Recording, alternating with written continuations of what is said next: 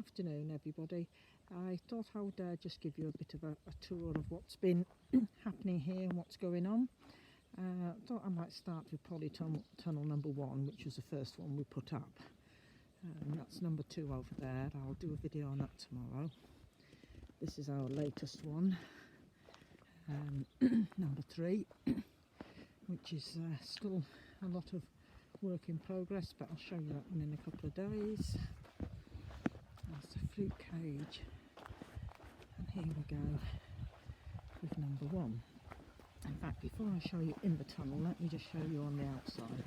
Because I didn't have any outdoor growing space this year because of we were waiting for the tunnel to go up, we put to use again these old hoops, and which have been outside this polytunnel for a good couple of years now, and they have livestock fencing going up over the top for climbing plants and that. So I've been utilising this space for things which do better outside rather than in the polytunnel. So let's start at the end. Here's some mange too, which I've been picking regularly. Shallots. There is carrots in there, but there's a lot of buttercup seed in the soil, so there's not so many carrots.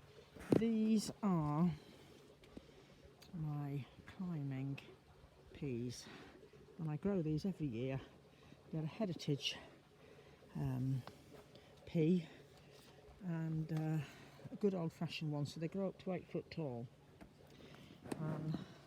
We've put together a temporary bed down there which they've been growing in. Over here I had a couple of spare cucumber plants, so they've gone outside there. I'm not expecting masses off of them, they're just a couple of spares. And these are my yellow onions. I've got potatoes in pots. There's some potatoes there, there's some potatoes here. I did show them being done earlier this year. More onions, a couple of tomatillos that self-seeded over in one of the polytunnels that I took out, and they don't seem to be doing too bad actually there.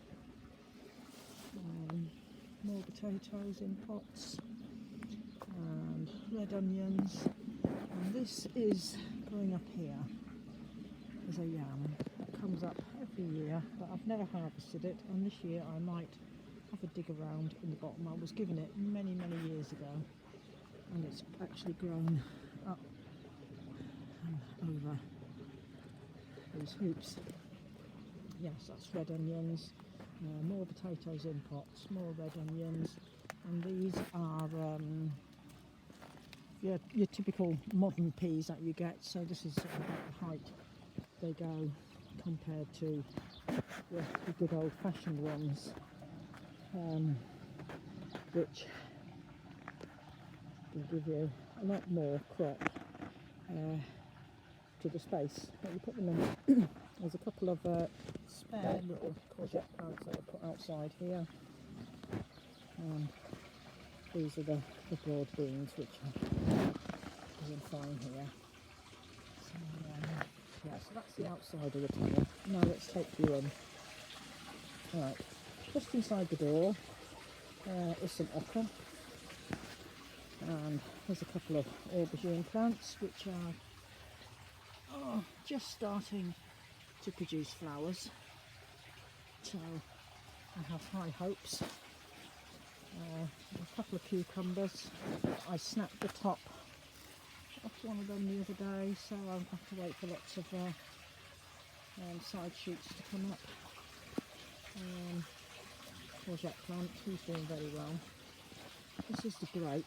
I've still got the thermal insulation up on the north side of the polytunnel, but this is the grape that grows up around here, and I have been trying to work on putting it out, and there is, I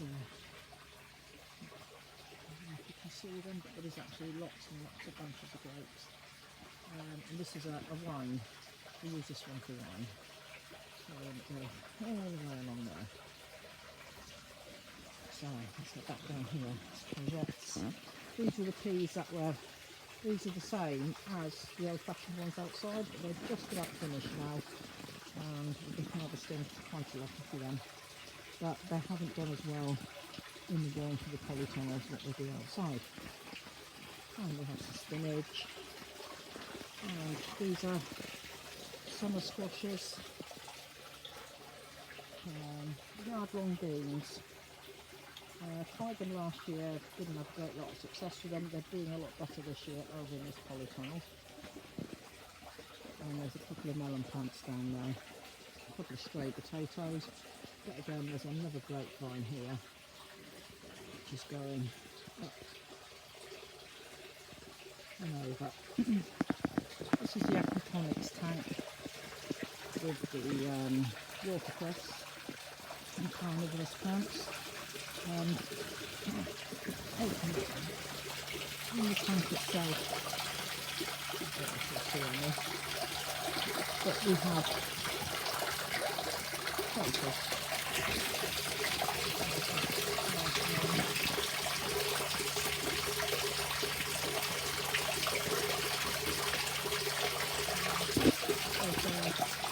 there's about 30 crayfish in there.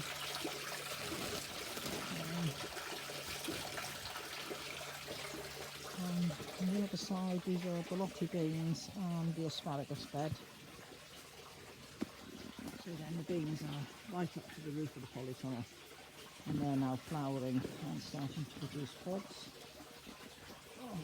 Over on this side, we've got celeries, lots of pepper plants. There's 22 pepper plants right up the front of the tomatoes here, and I think there's 6 different varieties of tomatoes here. These are the bush tomatoes, which are setting fruit, and then there's 5 different sorts of tomatoes which should be trained up these streams. And these are our main tomatoes of the year, so we train these as vine tomatoes. But again, there's lots of tomatoes, so I'm just waiting for them to start ripening now,